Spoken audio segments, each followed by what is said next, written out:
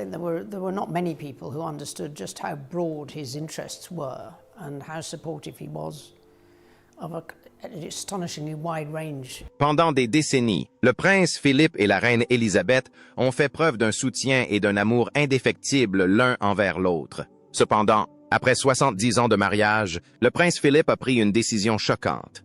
Il ne souhaitait plus vivre avec la reine. Cette décision inattendue laissa le public perplexe. Était-ce un choix personnel ou y avait-il une autre explication? Pendant des années, la vérité demeura un mystère.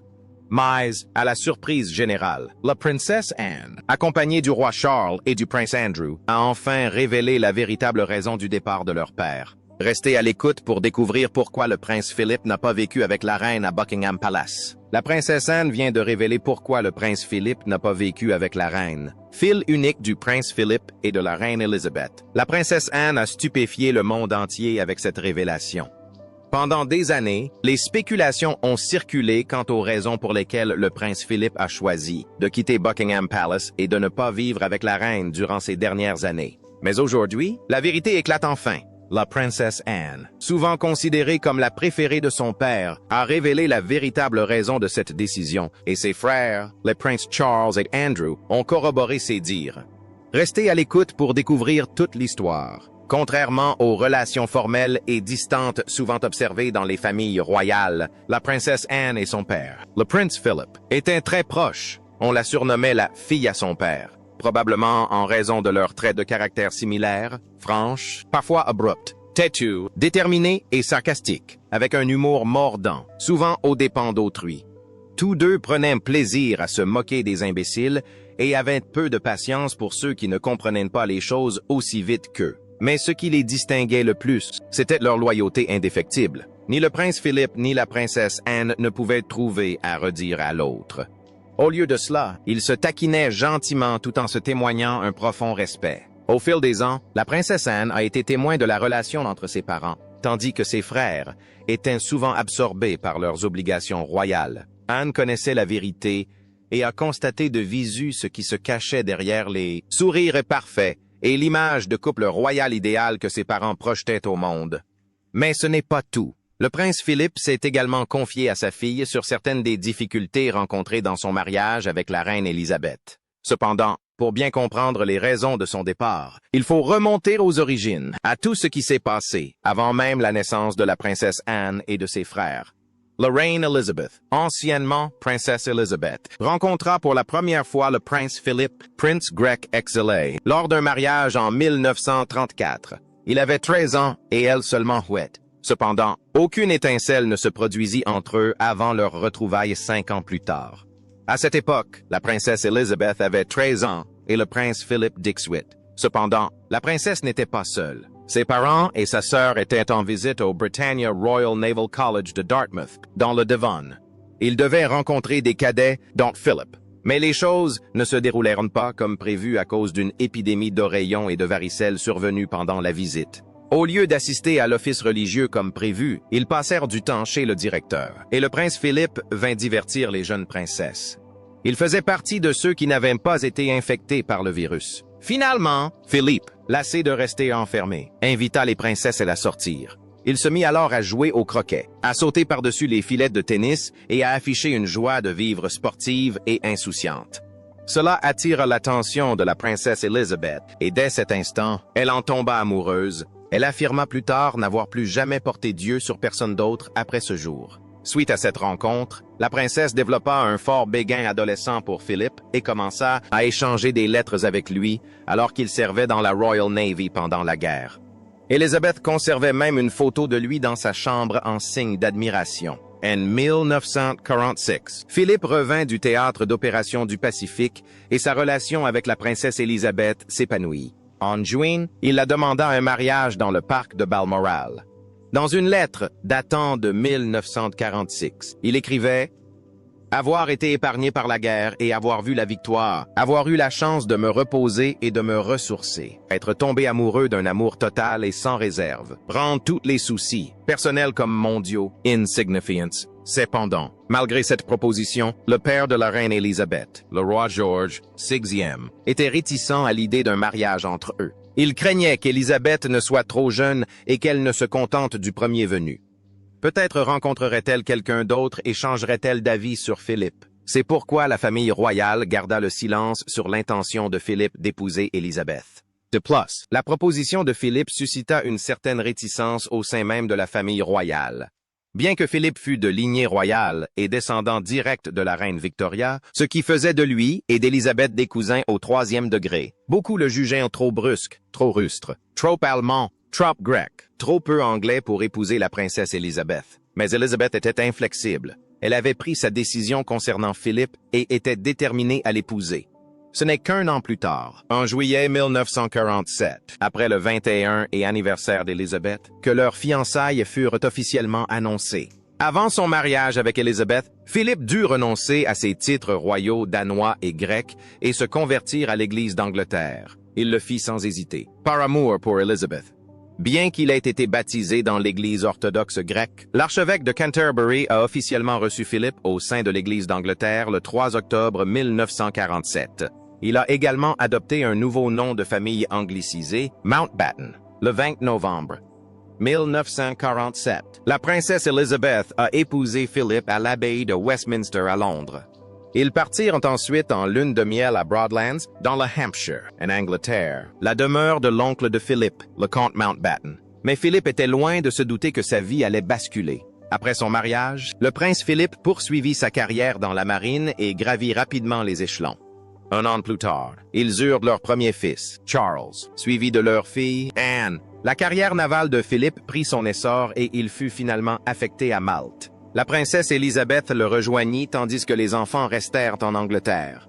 Ils ont mené une vie relativement normale pendant un court laps de temps. Mais leur existence allait bientôt basculer. En 1952, le roi George tomba malade et mourut. 5 ans seulement après leur mariage, le monde d'Élisabeth et de Philippe bascula. Elizabeth, âgée de seulement 25 ans, était désormais reine. Et Philippe, âgé de 30 ans, dut s'adapter à une nouvelle réalité. Ils avaient cru avoir plus de temps pour profiter de la vie avant l'accession au trône d'Élisabeth. Mais le destin en avait décidé autrement. Élisabeth allait désormais devenir reine, tandis que son époux, Philip, quel destin allait-il réserver? Non pas roi, mais un homme voué à rester dans l'ombre de son épouse, la reine Élisabeth. Bien que cela fût connu depuis le début, cette situation allait profondément affecter leur relation. L'accession au trône d'Élisabeth impliquait qu'il devait renoncer à toute ambition au sein de la marine royale.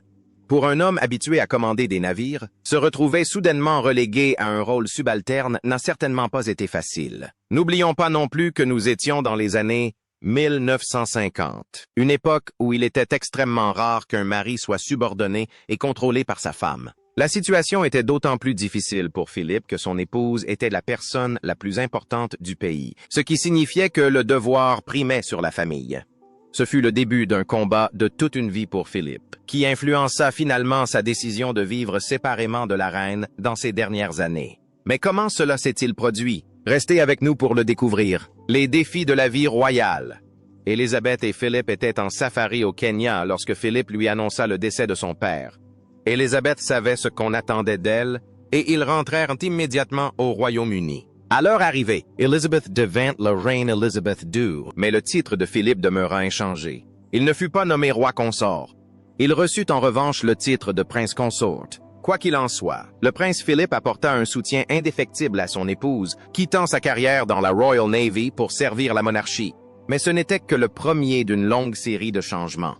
Ils quittèrent ensuite leur ancienne résidence, Clarence House, pour le palais de Buckingham. Le 2 juin 1953, un an après l'accession au trône de la reine Élisabeth, son couronnement eut lieu à l'abbaye de Westminster, à Londres. Après l'archevêque de Canterbury, Philippe fut le premier à s'agenouiller devant la nouvelle monarque, jurant fidélité à vie. Mais en était-il vraiment capable? Il était plus facile à dire qu'à faire pour un homme de vivre sous l'autorité d'une femme, de renoncer à ses aspirations et à ses rêves pour soutenir la reine Élisabeth II. Philippe dut également s'habituer à marcher quelques pas derrière son épouse en public, au lieu de marcher à ses côtés. Il révéla plus tard qu'il pensait faire une longue carrière dans la marine, mais il devint vite évident que cela n'était pas envisageable et qu'il dut faire des compromis.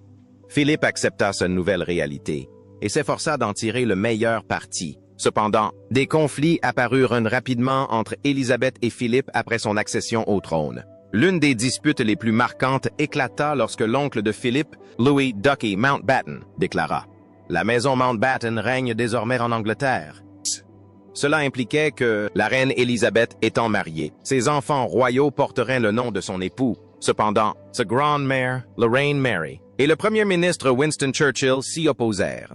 Ils insistèrent pour que la reine Élisabeth et ses descendants restent membres de la maison de Windsor, perpétuant ainsi l'héritage de son père. Philippe fut profondément offensé par cette décision et déclara qu'il n'était qu'une simple amibe, le seul homme du pays à qui l'on interdisait de transmettre son nom à ses enfants.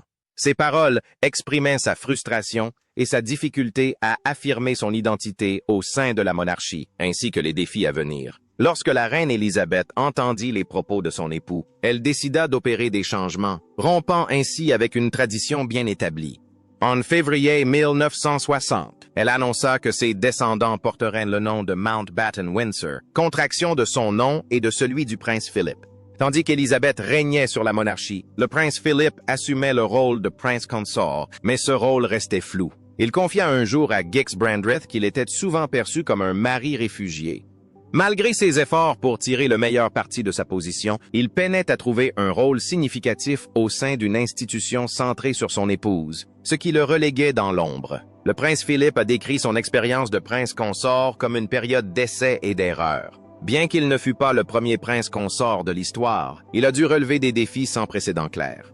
Le prince Philippe a également admis que lorsqu'il demandait ce qu'on attendait de lui en tant que prince consort, les gens restaient sans voix et restaient perplexes. Pourtant, une chose était claire pour lui. Son premier devoir était de servir au mieux son épouse, la reine Elizabeth. Cela contrastait avec sa personnalité dynamique, ambitieuse et franche, à l'image de sa fille, la princesse Anne. Mais il s'acquittait de cette tâche avec un dévouement absolu. Durant ses premières années de règne, le prince Philippe s'est attaché à moderniser la monarchie, craignant qu'elle ne devienne une institution figée dans le temps. Mais cette tâche ne fut pas sans difficulté, car il se heurta à la résistance de la vieille garde, attachée aux traditions. Cependant, Philippe ne se laissa pas abattre par ses idées, ce qui lui permit d'obtenir d'importants succès. Il proposa de retransmettre en direct à la télévision le couronnement d'Élisabeth II, déclarant qu'il serait inconvenant de présenter la cérémonie comme une représentation théâtrale. Plus de 20 millions de personnes suivirent la cérémonie télévisée, prouvant ainsi la clairvoyance de son intuition. C'était la première fois que la monarchie était quelque peu visible aux yeux du public. Philippe fut également le premier membre de la famille royale à accorder une interview télévisée et une dizaine d'années plus tard, ils ouvrirent les portes de leurs demeures aux caméras, offrant ainsi l'opportunité de réaliser un documentaire sur les coulisses. Mais ce n'est pas tout. Philippe encouragea Élisabeth à mettre fin à la pratique désuète de présenter les jeunes filles à la cour et instaura des déjeuners informels et des garden parties afin de toucher un public britannique plus large. Il entreprit de réorganiser et de rénover les domaines royaux et chercha, de manière générale, à assouplir la hiérarchie royale et la monarchie afin de réduire la formalité excessive. Le prince Philip, disposant de plus de temps libre grâce à la diminution de ses obligations officielles, put se consacrer à ses passions et, dans les années 1980, il avait déjà publié 9 ouvrages. Il encouragea également Élisabeth, en 1957, à diffuser ses messages de Noël à la télévision, lui apprit à utiliser un prompteur et fut le premier membre de la famille royale à se servir d'un ordinateur, rédigeant même ses courriels et ses discours. Le prince Philippe était un homme d'une grande curiosité. La reine Élisabeth s'efforçait de l'inclure dans ses discours publics, disant souvent « mon mari et moi », ce qui devint une plaisanterie nationale. Mais Philippe n'était pas qu'une figure de proue. Malgré les difficultés liées à la couronne, ils les surmontèrent ensemble. En matière familiale, Élisabeth lui laissait une grande autonomie, mais en matière d'État, il n'avait guère son mot à dire. Il y avait cependant des moments où il la traitait comme une épouse ordinaire, même en public. Par exemple, alors que le prince Philippe conduisait Élisabeth à Cowdray Park, sa vitesse excessive exaspérait de la reine, la faisant retenir son souffle à des moments critiques. Finalement, le prince Philippe s'est emporté, déclarant que si elle recommençait, il la ferait descendre de voiture. Bien que reine, elle a gardé son sang-froid et n'a pas protesté. Cependant, elle a parfois affirmé son autorité, même devant son personnel. Parfois, elle lui criait de se taire, ce qui le poussait souvent à quitter la pièce, frustré. Comme tous les couples, il connaissait des hauts et des bas. Cependant, une chose était souvent liée au prince Philip: infidélité. Des rumeurs circulaient sur son infidélité, principalement en raison de son tempérament naturellement charmeur qui faisait de lui la cible de commérages. Son implication dans des activités telles que son club de déjeuner pour messieurs et ses croisières à bord du yacht Royal Britannia dans les années 1950 ont alimenté les spéculations quant à d'éventuelles liaisons. Au fil des ans, on lui a prêté des relations avec plusieurs femmes, dont une ballerine russe, un acteur de théâtre anglais et une écrivaine. Mais aucune de ces liaisons présumées n'a jamais été confirmée. À un moment donné, le Baltimore Sun a publié un article affirmant que Philip entretenait une relation amoureuse avec une femme non identifiée qu'il rencontrait régulièrement dans son appartement du West End. Le palais a démenti l'information, rejetant l'idée d'une mésentente entre le prince Philip et la reine. Ce dernier a également réagi aux rumeurs avec sarcasme, demandant si quelqu'un l'avait déjà vu se déplacer sans escorte policière, sous-entendant que de telles sorties étaient impossibles. Cependant, la biographe royale Sarah Bradford avait une opinion différente. Dans sa biographie d'Élisabeth, elle affirmait que depuis la prétendue liaison du milieu des années 1950, Philip avait appris à être plus discret, se livrant à des flirts dans des cercles huppés, suffisamment prestigieux pour le protéger des paparazzis et des tabloïds. Malgré toutes les rumeurs et spéculations, aucune infidélité n'a jamais été confirmée. Au contraire, ce qui est resté constante, c'est le dévouement de Philippe envers la reine Élisabeth. Lors de leurs noces d'or, la reine Élisabeth a décrit son époux comme son pilier et son soutien indéfectible au fil des années. Un début de célébration idéale. À la veille de leurs noces d'or, la reine et le prince Philippe ont assisté à un banquet offert par le maire de Londres. À une personne envers qui ils deviennent plus, qu'ils ne l'avoueraient jamais ou qu'ils ne sauraient jamais. La reine Élisabeth et le prince Philippe ont ensuite célébré leurs noces de diamants et de platine, Élisabeth exprimant toujours sa gratitude pour son soutien et son amour indéfectible. Mais en 2017, un événement a bouleversé leur relation. Après plus de 70 ans de mariage, la reine Élisabeth et le prince Philippe ont décidé de vivre séparément. Qu'est-ce qui a pu motiver cette décision? La suite de cet article vous le dira. Séparation du prince Philippe et de la reine Élisabeth. En mai 2017, le prince Philip a annoncé son retrait de la vie publique. Ce soir, le prince Philip, époux de la reine Elizabeth, prend officiellement sa retraite. Il s'agit de 7 décennies de vie publique. Cependant, il n'a pris sa retraite que le 2 août 2017, après avoir honoré sa dernière mission officielle avec les Royal Marines à l'âge de 96 ans. Le palais de Buckingham a publié un communiqué annonçant que le duc d'Édimbourg n'assurerait plus ses engagements publics, même s'il pouvait choisir d'assister à certains événements aux côtés de la reine. Cependant, cela se produisait rarement, le prince Philippe étant souvent retenu par d'autres obligations. Après sa retraite, il a quitté le palais de Buckingham pour s'installer à Wood Farm, sur le domaine de Sandringham, ancienne demeure du prince John, le plus jeune fils épileptique de George V et de la reine Mary. Il y vécut dans la tranquillité et la retraite avec sa dévouée infirmière, Lullaby, jusqu'à sa mort à l'âge de 13 ans en 1919. Mais pourquoi le prince Philip a-t-il choisi de vivre ici? Dans une interview de 2011, le prince Philip, alors âgé de 90 ans, déclara qu'il souhaitait profiter de la vie. Bien qu'il n'ait pris sa retraite qu'à 96 ans, cette décision avait reçu l'approbation totale de la reine, qui savait combien Philip l'avait soutenu et qu'il désirait avoir du temps pour lui.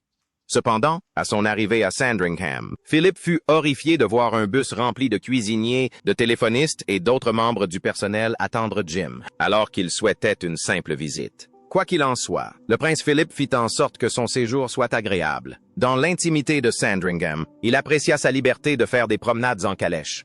Il s'était mis à l'attelage, ne pouvant plus jouer au polo à cause de l'arthrite qui lui touchait les poignets. C'était un nouveau passe-temps. Il y trouvait du réconfort, mais dut y renoncer faute de pouvoir maîtriser les chevaux. Il aimait aussi peindre à l'aquarelle, lire, de préférence des ouvrages historiques, et discuter avec un ami.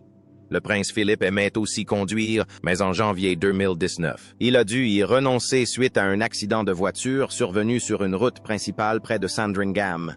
Le prince Philip, époux de la reine Elizabeth, âgé de 97 ans, se porte bien que matin après cet accident de la route. Son SUV s'est renversé, mais il est sorti indemne. Bien qu'il soit sorti indemne de l'accident, le conducteur et le passager de l'autre voiture ont été blessés. Philip a présenté ses excuses et, 3 semaines plus tard, il a volontairement rendu son permis de conduire. le duc d'Édimbourg n'était plus au volant. Le palais de Buckingham a confirmé aujourd'hui que l'homme de 97 ans avait décidé de rendre volontairement son permis de conduire. Il était toutefois toujours autorisé à circuler sur les propriétés privées et était aperçu au volant de la voiture du château de Windsor en avril 2019. Cependant, ce qui devait être une courte visite à Wood Farm s'est transformé en un séjour plus long. Philip ne retourna pas au palais. Il savait qu'il chercherait à rester impliqué dans la vie royale, malgré sa retraite. Il choisit donc de mener une vie paisible à Wood Farm Cottage.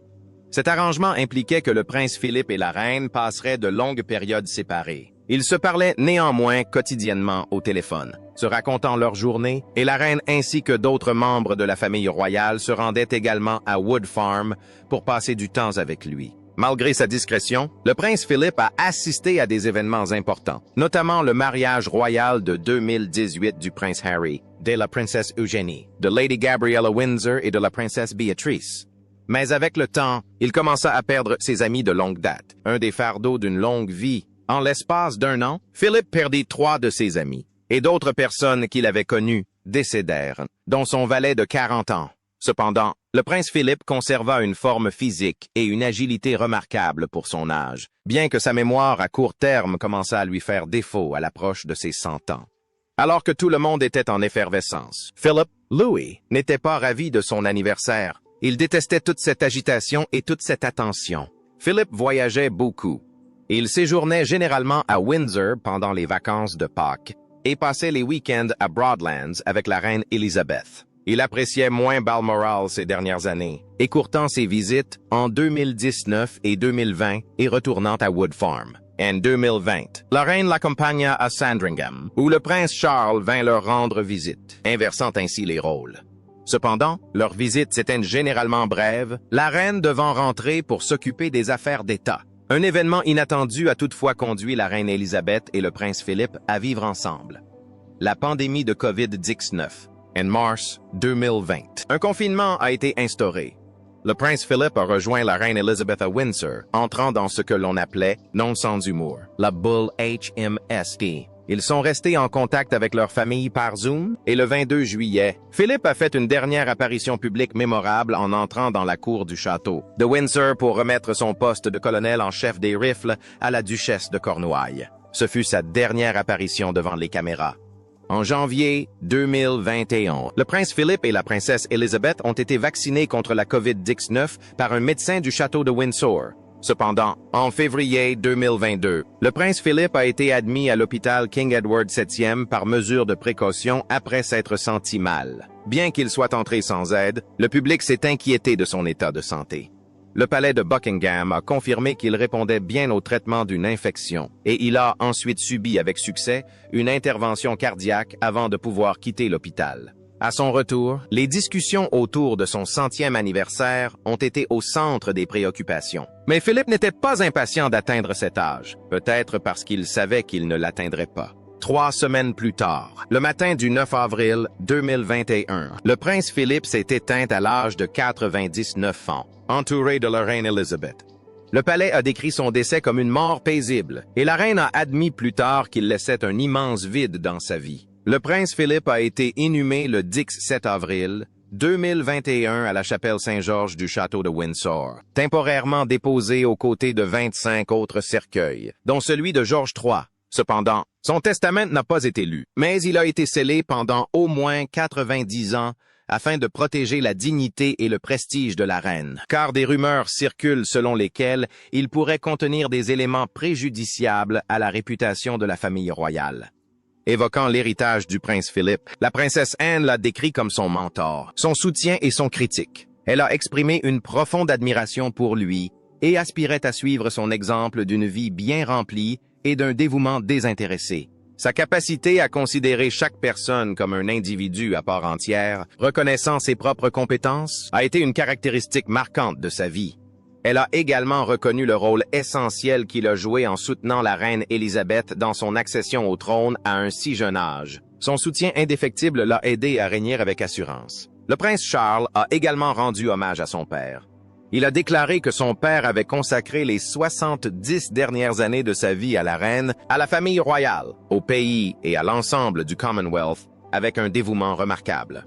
Il a admiré le dévouement et l'énergie extraordinaire dont son père avait fait preuve pour soutenir sa mère tout au long de sa vie. Le prince Andrew, évoquant des souvenirs de famille, a parlé du prince Philippe comme d'un père qui chérissait les moments passés avec les siens. Environ 1 an après la mort du prince Philippe, la reine Élisabeth a évoqué son défunt époux en ces termes. « J'ai déjà parlé de mon affection profonde et indéfectible pour ce merveilleux pays et des nombreux souvenirs heureux que le prince Philippe et moi avons toujours gardés de notre séjour ici. On dit souvent que ce sont les gens qui font un lieu et il y a peu d'endroits où cela est plus vrai qu'en Écosse, comme nous l'avons constaté ces derniers temps. » Ces paroles reflétaient le lien profond qui unissait le prince Philippe et elle-même à l'Écosse, et combien il lui manquait. Bien que le prince Philippe et la reine Élisabeth aient passé leurs dernières années séparés, il a mené une vie remarquable et son soutien indéfectible à son épouse fut extraordinaire. 1 an après son décès, le 8 septembre 2022, la reine Élisabeth II s'est éteinte à l'âge de 96 ans. Elle repose auprès de son époux bien-aimé à la chapelle commémorative du roi George VI. Même après la mort, ils sont restés unis. Que pensez-vous de la décision du prince Philippe de vivre loin de la reine Élisabeth durant les dernières années de sa vie? Croyez-vous qu'il avait une autre raison que celle qui a été révélée? Partagez vos réflexions dans les commentaires. N'oubliez pas d'aimer, de partager et de vous abonner pour plus de contenu. Cliquez également sur la vidéo suivante affichée à l'écran. Vous allez l'adorer.